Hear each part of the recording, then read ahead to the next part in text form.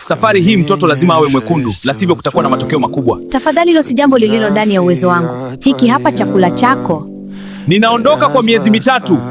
Kumbuka, kama mtoto si mwekundu, usisubutu kurudi hapa. Nenda kwa mama yako. Hongera, mtoto wako ana afya njema kabisa.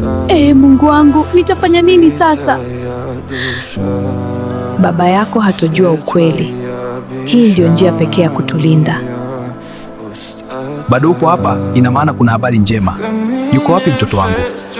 Ndiyo, nina surprise nzuri kwa ajili yako. Huyu ndiye mtoto wetu mkamilifu. Angalia, ni mzuri sana. Huyu ndiye mtoto wangu. Tazama mwanangu, nimekuletea vitu vizuri sana. Baba, sisi je? Ondokeni hapa, hivi si vyenu.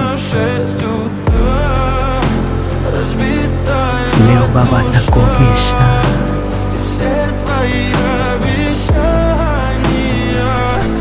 Hiki ni nini? Hapana, huu ni usaliti mkubwa. Hii ni rangi.